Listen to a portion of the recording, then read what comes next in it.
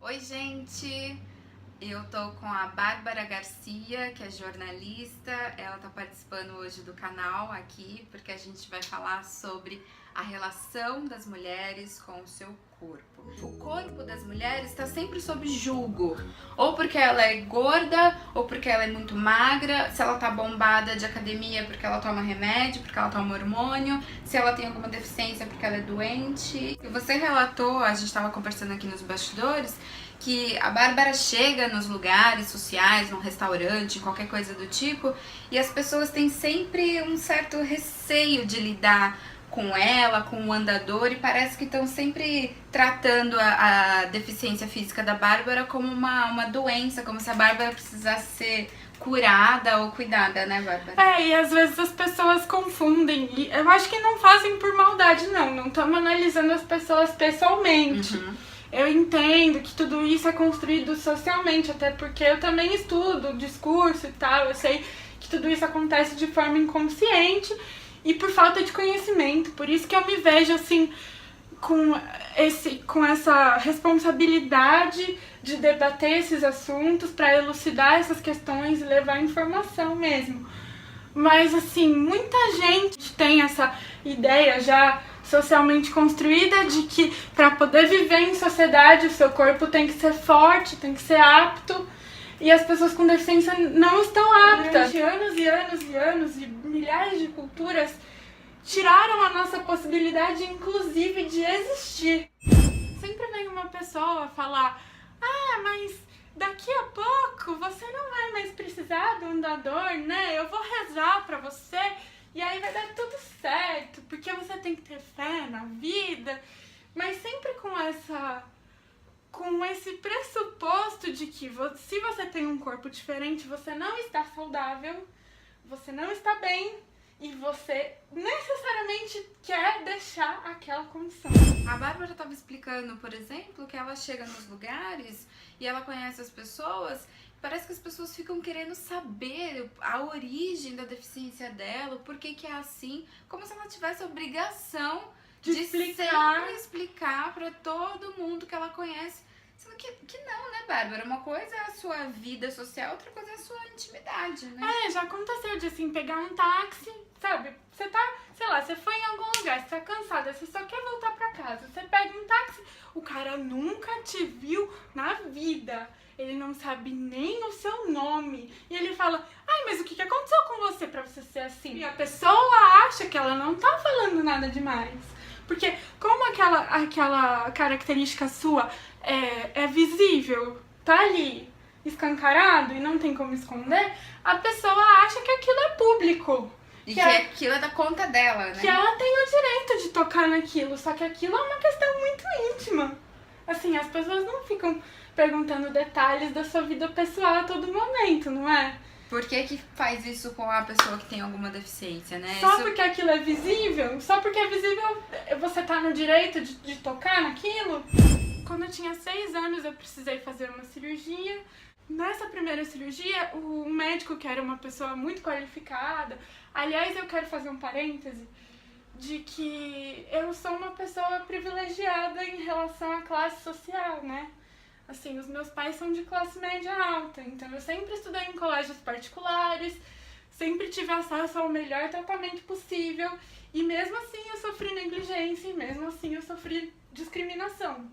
Então eu fico me perguntando como que é a vida de pessoas que não têm esses recursos, porque deve ser muito pior. Como eu sofri esse erro médico no pé, esse médico que era muito qualificado acabou alongando demais o meu tendão esquerdo do pé, eu fiquei com uma deformidade óssea ali no pé esquerdo, só que eu não podia consertar naquele momento porque eu tinha 6 anos, precisava crescer e tudo mais para poder corrigir o osso.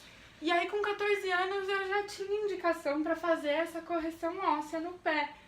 Mas eu tava com muito medo, eu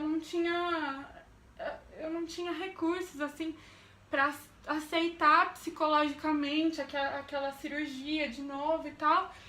E aí os meus pais ficaram sabendo dessa clínica, que é uma clínica para atletas, é uma clínica esportiva. Só que lá, infelizmente, eles tinham uma abordagem muito violenta, e eu uso essa palavra com muita violência, assim, não é exagero, porque eles tinham um hábito de tentar humilhar o paciente para ver se ele rende mais, que é algo que acho que se faz entre os atletas. Mas assim, eles chegavam a dizer que eu não saía andando igual a todo mundo simplesmente porque eu não queria, porque eu não me esforçava, porque eu não treinava direito, porque eu não tava levando a sério aquilo, ou porque eu tinha algum problema emocional. Da mesma forma que uma mulher que tá num relacionamento abusivo demora pra entender que aquilo é abuso, como eu tinha 14 anos, eu também demorei muito pra entender que aquilo não poderia acontecer. Nesse sentido de o nosso corpo sob o julgo do outro e pelo corpo ter alguma característica, porque a deficiência é uma característica da pessoa, é uma condição dela. É uma condição, é isso que eu queria deixar claro. Doença é uma coisa que interfere no seu estado de saúde. Assim, saúde no sentido amplo, inclusive. De bem-estar, De né? bem-estar, de uma forma ampla. Uma deficiência não interfere necessariamente no seu estado de saúde, de bem-estar. Então, ela é apenas uma forma diferente de existir. Ou seja, uma condição e não uma doença. Quando você sai pra namorar alguém, pra ficar com alguém, você acha que a sua deficiência é uma questão que impede o outro de se aproximar de você? Como que você lida com isso, Bárbara? Eu entendo também que a gente tem que enfrentar o machismo em todos os lugares, porque por mais que seja o cara mais desconstruidão do mundo, ainda assim ele foi socializado naquele padrão, então ainda assim ele pode ter certos resquícios, certas manias e tal, então é um aprendizado pra todo mundo, tanto pro cara quanto pra mulher, né? Eu acho que é uma construção mesmo. E o relacionamento que eu tive que foi mais duradouro, que durou, assim, entre indas e vindas, durou 1 ano e 8 meses, infelizmente, hoje em dia eu percebo que foi uma coisa abusiva. Foi um relacionamento abusivo. E também eu demorei bastante pra perceber isso, porque era uma pessoa com quem eu tinha um vínculo emocional muito forte.